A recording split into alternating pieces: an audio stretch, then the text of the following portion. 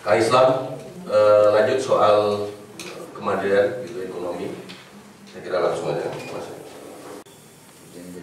Ya, jadi di sini saya kasih nama juga catatan ekonomi menyongsong 2017 karena saya nggak berani pakai kata Trisakti karena dua narasumber ini yang sudah ahlinya. Jadi saya lebih fokus pada ekonomi saja.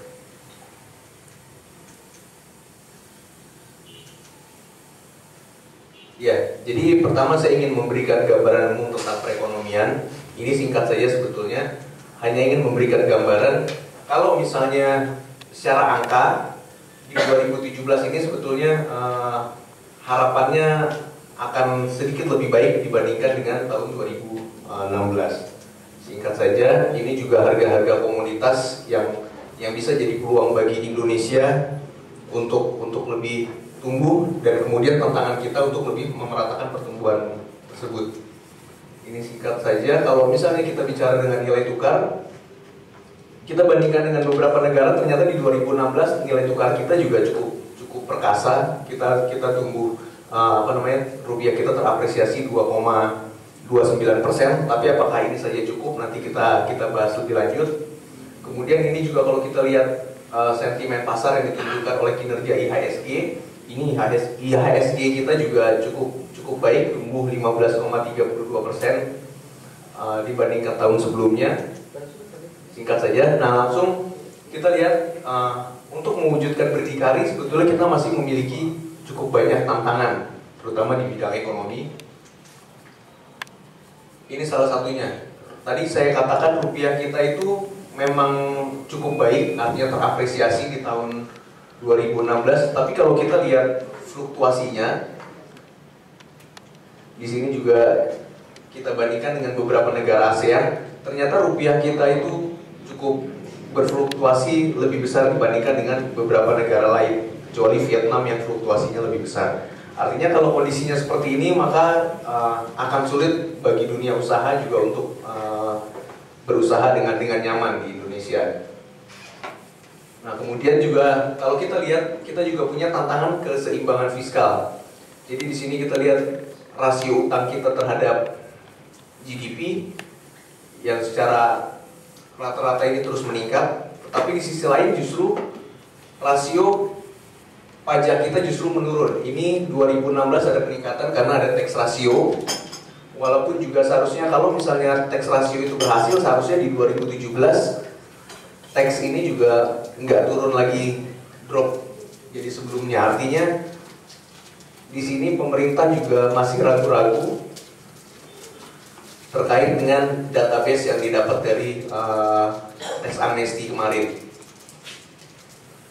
Kemudian 2017 juga kita punya tantangan, yaitu ada jatuh tempo utang.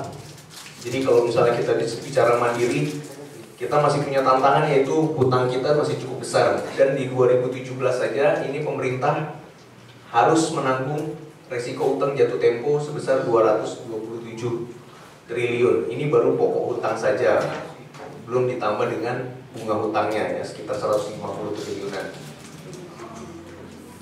Nah, kemudian kalau misalnya kita lihat tentang utang, apakah indikator utang itu menunjukkan bahwa kita tidak mandiri?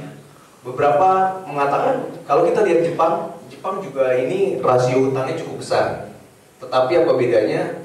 Jepang ini mayoritas adalah utang dalam negeri.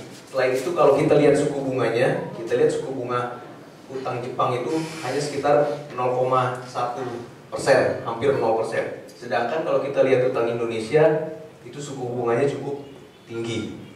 Jadi kita tidak bisa membandingkan utang kita dengan utang Jepang. Selain itu terkait utang juga, kondisi utang kita antara utang falas dan utang rupiah ini hampir berimbang. Risikonya apa? Apabila suku bunga kita naik, maka akan menekan utang kita dalam bentuk rupiah. Sebaliknya, ketika suku bunga domestik kita rendah, itu nanti akan menekan kurs dan pada akhirnya akan menekan utang falas kita. Artinya dengan kondisi ini ekonomi kita kurang beruntung. Ya, ini saya bahas tantangannya dulu. Kemudian ini kalau kita lihat keseimbangan primer kita, apa itu keseimbangan primer? Jadi keseimbangan primer itu adalah kondisi penerimaan kita dikurangi dengan pengeluaran itu di luar pembayaran utang dan bunga utang. Artinya untuk membiayai belanja saja tanpa membayar utang itu kita sebetulnya sudah defisit. Kalau kondisinya sudah seperti ini, artinya utang yang kita bayar itu sebetulnya dengan kita menggunakan utang. Jadi dengan kata lain, kalau kita bicara tentang kemandirian, tentu dengan kondisi ini kita belum bisa dikatakan bahwa perekonomian kita mandiri. Nah, ini kalau misalnya kita lihat sebetulnya ada dilema pertumbuhan dan transaksi berjalan. Kenapa dilema ini terjadi? Yaitu karena kalau kita lihat struktur impor kita, itu sebagian besar, hampir 90% itu kita impor barang modal dan bahan baku. Artinya kalau kita ingin mendorong industri kita juga terpaksa meningkatkan impor. Makanya kalau kita lihat grafik di sini, ketika pertumbuhan kita naik, neraca perdagangan kita biasanya tertekan. Kondisi ini juga yang membebani pemerintah dan tidak bisa diselesaikan dalam waktu singkat atau tidak bisa semudah membalik telapak tangan. Kemudian kalau kita lihat, apakah pemerintah sudah menuju berdikari ekonomi? Kata kuncinya, kalau tadi kita dikatakan apakah kita sudah berdikari atau mandiri ekonomi, dengan kondisi yang tadi kita masih sulit mengatakan bahwa kita sudah berdikari dalam bidang ekonomi. Tetapi apakah pemerintah sekarang sudah menuju berdikari ekonomi? Kalau kita lihat ini Gini rasio, walaupun bukan satu-satunya ukuran, tapi setidaknya sudah ada penurunan Gini rasio. Ini walaupun penurunannya sangat kecil, tapi kalau kita lihat antara Maret, ini penurunannya cukup lumayan, lebih dari 0,01. Artinya apa? Kalau ini konsisten dilakukan pemerintah tiap tahun turun 0,01, maka di tahun 2009 kita Gini rasio kita bisa 0,36 sesuai dengan yang ditargetkan RPJM. Di sini juga tingkat kemiskinan kita semakin menurun, walaupun penurunannya semakin landai. Hal ini alamiah karena semakin sedikit nanti jumlah orang miskin, ini penurunannya akan semakin lambat. Nah, berikutnya ini yang sudah dilakukan oleh pemerintah, ada pengalihan dari subsidi energi. Kita lihat tahun 2014 ke 2017 ini cukup jauh turunnya dari lebih dari 200 triliun menjadi hanya sekitar 40 triliunan. Dan belanja ini digunakan untuk pembangunan infrastruktur terutama. Karena walau bagaimanapun menghadapi situasi global, kita harus membangun infrastruktur agar daya saing ekonomi kita bisa tinggi. Nah, ini juga dalam konteks membangun dari pikiran seperti yang tadi sudah dijelaskan oleh Kang Yudi. Ini anggaran dana desa kita ini meningkatnya cukup progresif. Tinggal nanti pada level implementasinya harus disesuaikan dengan karakter, kebudayaan, dan sebagainya. Ini 2015 ke 2017 meningkatnya 3 kali lipat. Nah, jadi atas dasar beberapa data itu, sengaja saya menampilkan data agar tidak terlalu banyak narasinya. Jadi kalau kita lihat tantangan yang dihadapi pemerintah untuk mewujudkan Trisakti, terutama dalam bidang ekonomi, itu sangat besar.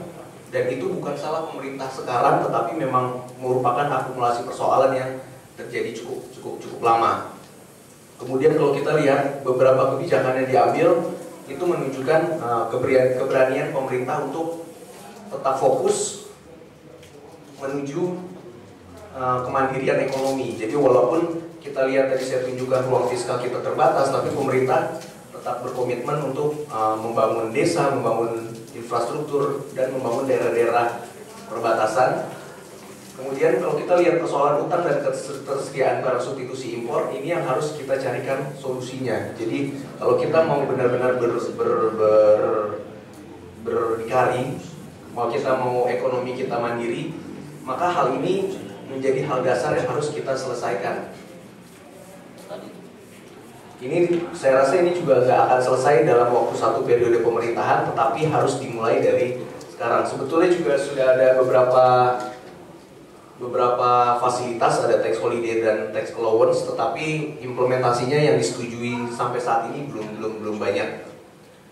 Kemudian juga percepatan infrastruktur yang dilakukan pemerintah saat ini itu membutuhkan dorongan dan dukungan dari masyarakat. Yang terakhir, agar kita terlepas dari jerat hutang dan hutang yang terus nambah, maka ini optimalisasi penerimaan perpajakan sudah menjadi keharusan. Saya rasa sementara itu aja, Pak Moderator, mungkin nanti lebih banyak di diskusi. Terima kasih. Terima kasih Kak Islam, luar biasa. Silakan. Kita punya kesimpulan-kesimpulan awal dari narasumber kita, dari Kang Sobari, Kang Yudi, dan Kang Islam. Pada intinya track untuk menuju Trisakti itu sudah nampak, sekalipun tentu saja belum sempurna atau belum paripurna, baik karena effort yang harus diusahakan luar biasa maupun tantangan strategis internal dan eksternal yang juga tak kalah kuat gitu.